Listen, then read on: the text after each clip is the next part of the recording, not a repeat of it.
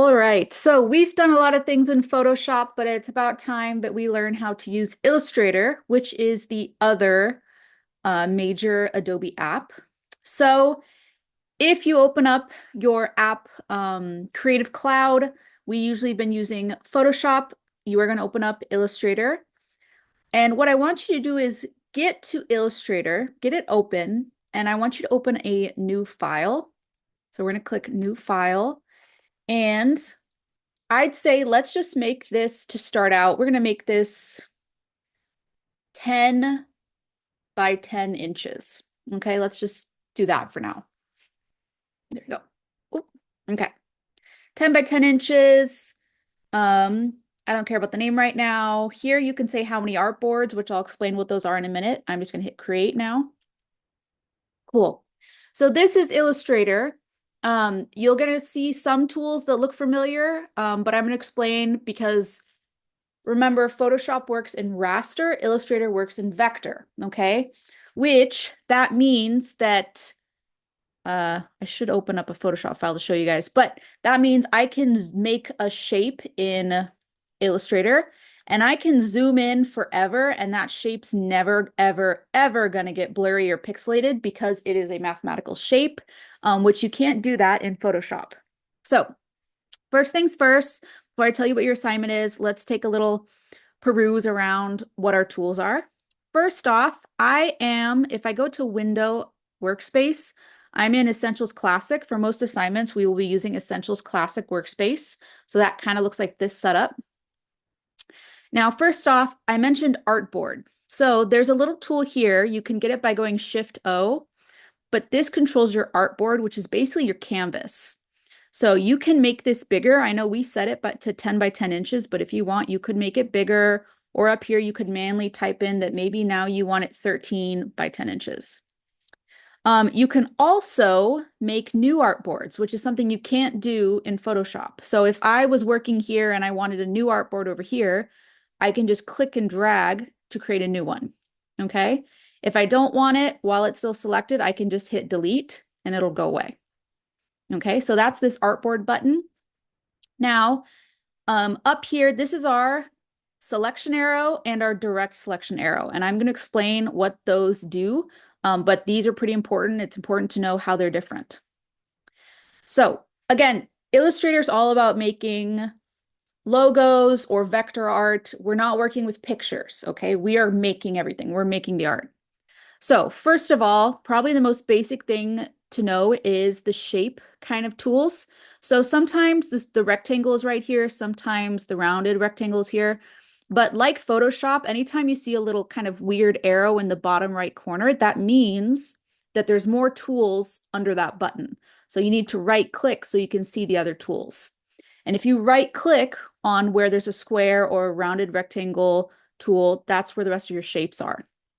So I'm going to click on an ellipse, which is basically a circle. And if I go somewhere on my artboard and just click and drag, you can see it's starting to make an ellipse. If I hold down Shift while I'm dragging, it'll keep it an even perfect ratio. So I'm going to do that. And then I just release my mouse and release Shift when I like the size. Perfect. So this is our first vector shape we have on our artboard. Now, to move it, the black selection arrow. This allows us to click and move a shape. All right. So if I had a shape over here, I want it over here, I'm going to use the black selection arrow to move it. All right. Now the direct selection arrow is what we use to move anchor points, which you can kind of see here. There's these little boxes, white boxes. There's one right there, one right there, one right there, one right there. Those are anchor points, like points in the shape that helps the system read how the shape is. So if I click on my direct selection arrow, and by the way, all these tools, if you kind of ghost over them, it gives you a cute little video showing what that tool does. Black arrow moves whole shapes. This white direct selection arrow, if you click on one of the anchor points to activate it and then click and drag, you can move an anchor point. Okay. And as I clicked on that, you'll notice there's these lines with blue dots on the end of them. Those are called the handles or the handlebars. Those allow you to change how the curve is happening of a line. Okay. So let's just pretend I'm making an egg there. There's an egg, cute little egg. Okay. Next thing is, so I click on it. What is this? So this, very similar to Photoshop, the big block is your fill color. And if you want to change it, you can double click right here and your color picker will show up. And okay, now I'm stuck on this idea of making an egg. So I'm going to choose like an off-white color for my fill color. And I'm going to click OK. Right behind it, this is the stroke. So if I double click on that black box with a hole in it in the back, it now is going to let me pick a stroke color. And I can pick whatever I want, and you can see it's changing. It will show up here. Your stroke size will show up right here or on the right. And here you can change the size of your stroke, okay? You can also, if you click on the stroke, like word, you can actually set where the stroke is growing from. So do you want the stroke to be growing from both sides of your line? So right here, align stroke to center, or if you want it only growing on the outside or only growing on the inside, okay? And why that matters is if you zoom in, you can see there's a blue path, okay? So remember, all vector is made of paths, okay? So you're basically saying which side of the path you want your stroke on. Now, sometimes I don't want a stroke, and in this case, I don't want one. So I'm going to go over to where stroke is, and right now stroke is on top of my back fill color, which means this is what's being currently edited. I'm going to click the none button right here, and that gets rid of my stroke, but I still have an egg there. And if you can't see it that well, I can drag it off the side so you can see it. This is what's also great about Illustrator is you can work in the gray space, all right? In Photoshop, you can't really do much in the outside space. You can do a lot in the outside space of Illustrator. Awesome. Okay, other important tools to know. Pen tool. So we have a game that we are going to practice with before we start this project, but the pen tool, if you right click, I have a little pen tool with a minus next to it, but if you right click, pen tool, P, allows you to manually, I'm going to go and do it over here. And I'm going to quickly turn on some sort of stroke right now. And I'm going to turn off my fill by clicking the fill forward and clicking none. With pen tool selected, if you click once, you'll see you've basically put down an anchor point, and now you have this little bungee cord that is attached to it. And so you just need to click where the next anchor point is, and you can start building little shapes. Okay. So there, I just made a shape with my pen tool. This is very similar to when we're kind of manually masking stuff, or it's going to feel similar to the lasso tool in Photoshop. Now, in the egg, we had handlebars, but in this shape, again, if I want to move it, I'm going to use the black selection arrow to move it. If I want to move individual points, I need the white arrow. And I'm going to click on one point to activate it. I know it's activated because it's blue. The other points are just normal white. I can click and move these points if I want, if I don't like their position.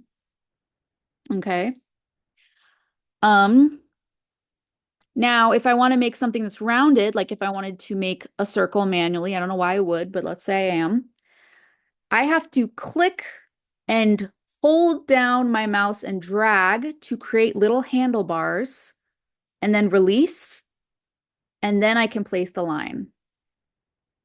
But those handlebars basically tell the computer that this line is supposed to be rounded. It's not a straight line. I can always use my white direct selection arrow to go in, click, and to adjust those lines. Okay. Now, some people hate the pen tool because it can get frustrating. So a cheat you can do is, let's go back to this shape. I'm going to click on it. Let's say you make a straight line, but let's say I want this curved. Well, if you have a straight point that's a straight corner, you'll see this little like meatball kind of circle in the middle or next to the angle, like the inside of the shape.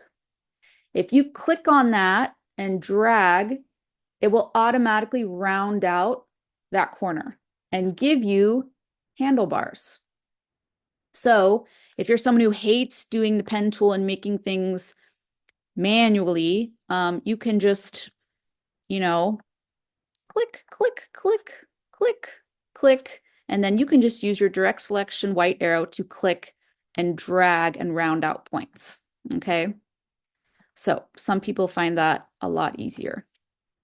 Okay. So I think those are the major tools I want you to understand. Of course, backspace is the same in Photoshop as it is here. It is going to be Control Z. Okay. That's backspace. There's other tools we're going to be using in the next video. They are the reflect tool. We are going to be learning how to paint lines that we make or mess with shapes. And we're also going to use the gradient tool. All right. But make sure you understand what these two different arrows do, what the pen tool can do, and then understand the shape panel and fill and stroke before you move on to the next video.